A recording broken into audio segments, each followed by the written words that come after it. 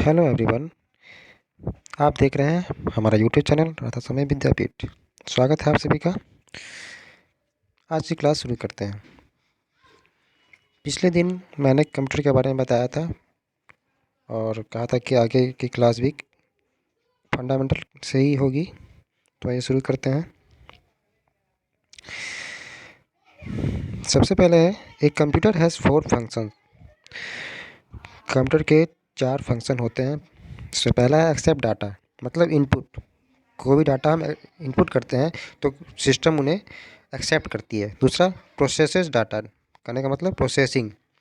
Input होने के बाद जो डाटा एक्सेप्ट होता है वो एक्सेप्ट होने के बाद फिर प्रोसेस में जाता है। इसके बाद तीसरा है प्रोड्यूसेस आउटपुट। डाटा प्रोसेसिंग होने के बाद वो हमें कुछ आउटपुट देती है। और फिर चौथा स्टोरेज, स्टोर्स रिजल्ट्स। आउटपुट तो वो हमें दे दी, लेकिन जो डाटा एंट्री हुआ है, इनपुट हुआ है, वो उसमें रिजल्ट के रूप में स्टोर भी हो जाती है। तो ये है फंक्शन ऑफ कंप्यूटर। अगला है कंपोनेंट्स ऑफ कंप्यूटर।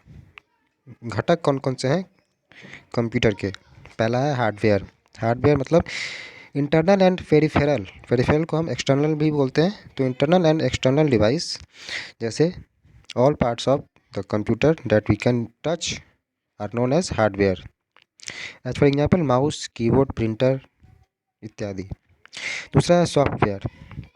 सॉफ्टवेयर क्या है? तो a set of a program that enable a hardware to run in the computer. As for example Windows, MS Office, Photoshop and all types of computers and mobiles application. तीसरा है firmware. Firmware क्या है? तो it is held in non-volatile memory devices such as ROM, EPROM, EEPROM and flash memory. ये non volatile memory है। कहने का मतलब कि पावर कट होने के बाद ये डाटा जो है इसमें स्टोरेज रहती है। रैम क्या है? वोलेटाइल मेमोरी है। अगर पावर कट हो गया, हम काम कर रहे हैं, तो डाटा जो है रैम में से हट जाता है। तो फ्लैश मेमोरी भी एक नॉन वोलेटाइल स्टोरेज डिवाइस है। तो फ्लैश मेमोरी का अगर एग्जांपल पूछता है तो मेमोरी कार्ड या पेन ड्राइव इसको बोल सकते हैं। इसमें पावर की कोई आवश्यकता नहीं होती है। चौथा है लाइववेयर। लाइववेयर ऐसे पूछता नहीं है, लेकिन मैंने ऐसे ही डाल दिया है। तो ये person who using computers in day to day activities as are known as liveware. तो समझ में आता ही होगा। अगला है the ALU and CU of a computer system are jointly known as the CPU. CPU means the central processing unit. The central processing unit is the device that interprets and executes instructions.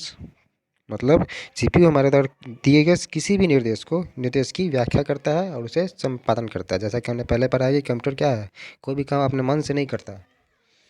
और जो brain होता है system का, वो क्या होता है?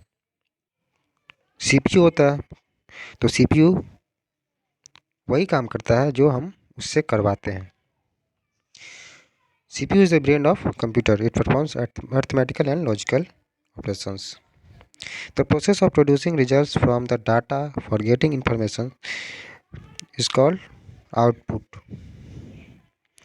अगला है पेरिफेरल डिवाइस। पेरिफेरल डिवाइस को हम एक्सटर्नल डिवाइस भी बोलते हैं। तो peripheral device are also known as external device, that is mouse, keyboard, monitor, disk drive etc. फिर एग्जांपल ऑफ कीबोर्ड्स। ये भी क्वेश्चन पूछता है कि एग्जांपल दे देगा और पूछेगा कि क्या है। तो कीबोर्ड के भी बहुत सारे एग्जांपल हैं, जैसे क्वेरिटी जो हम लोग अभी यूज़ करते हैं।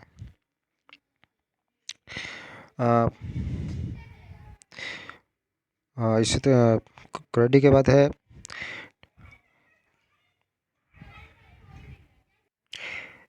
एजेरिटी, डेबोरैक, कॉलेमैक, मेल्ट्रॉन इत्यादि।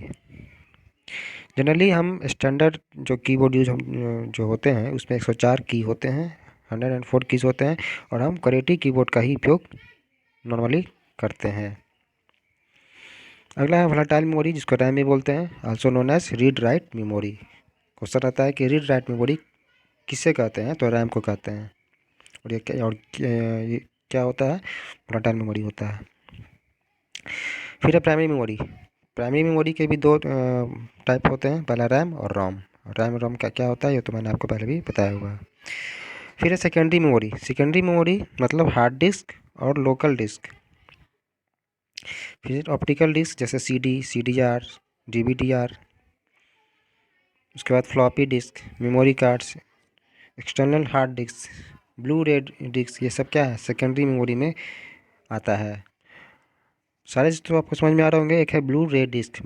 तो ये क्या है, कौन सा डिस्क होता है? ये एक ऐसा डिस्क है जो साधारण डिस्क से 5 गुना अधिक स्टोरेज क्षमता वाला होता है। जैसे डीवीडी, डीवीडीआर, डीवीडीआरडब्ल्यू और डीवीडी रैम, ये रेड लेजर पर कार्य करता है, यानी रेड रे डिस्क पर काम करता है। लेकिन एक होता है ब्लू रे डिस्क जो रेड लेजर पर जो काम करते हैं उनसे 5 गुना अधिक ये स्टोरेज क्षमता वाला होता है। अब है यूनिट्स ऑफ मेमोरी।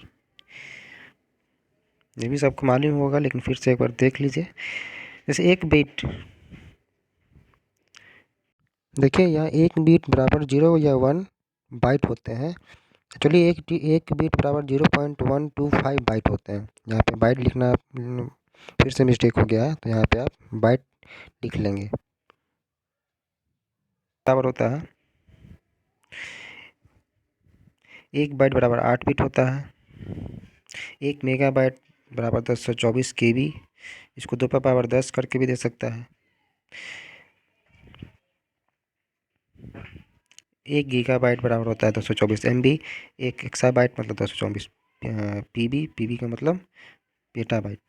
फिर योटाबाइट, एक योटाबाइट बराबर 224 ZB यानी जेटाबाइट। एक जेटाबाइट बराबर 224 EB यानी क्या एक्साबाइट। एक पेटाबाइट यानी 224 TB। एक टेराबाइट मतलब 224 GB। और इस तरह से एक किलोबाइट मतलब 224 बाइट। और एक निबल बराबर 4 बिट।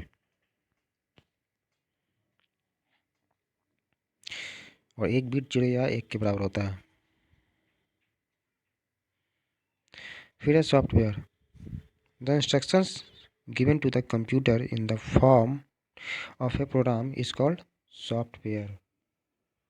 Types of software. पहला सिस्टम सॉफ्टवेयर। इसमें क्या क्या आते हैं? ऑपरेटिंग सिस्टम आते हैं। जैसे डॉस क्या है, एक ऑपरेटिंग सिस्टम है। विंडोज़ क्या है, ऑपरेटिंग सिस्टम है। विंडोज़ का example XP, Vista, Linux, Mac, etc। दूसरा है यूटिलिटी सॉफ्टवेयर, जैसे विंडोज़ एक्सप्लोरर, इसमें जैसे कि फाइल होते हैं, फोल्डर्स होते हैं उसको। फिर utility disk, sorry, utility software में विंडोज़ एक्सप्लोरर आते हैं, जैसे फाइल फोल्डर हो गए। फिर डिस्क डी फ्रैगमेंटेशन होते हैं, डिस्क क्लीन होते हैं, बैकअप होते हैं, विनजिप होते हैं। जो मतलब काम करने के दौरान जो ये सारी चीज़ें आती हैं जो आपको समझ में आ रहा होगा, इसको यूटिलिटी सॉफ्टवेयर बोलते हैं। तीसरा है लैंग्वेज प्रोसेसर, जैसे कंपाइलर, इंटरप्रेटर, असेंबलर। जो लैंग्वेज यूज़ करते हैं जैसे कि C++, जावा, इस सब में इनका यूज़ होता है। तो ये हो गए यूटिलिटी सॉफ्टवेयर के एग्जांपल। दूसरा है एप्लीकेशन सॉफ्टवेयर। इस सॉफ्टवेयर में जनरल एप्लीकेशन सॉफ्टवेयर जैसे MS ऑफिस, मैक्रोमीडिया जैसे Flash, Dreamweaver, Adobe Photoshop, PageMaker, ये सब चीज़ आते हैं। आज के लिए इतना ही, मिलते हैं अगले क्लास में। तब तक के लिए गुड बाय, थैंक यू।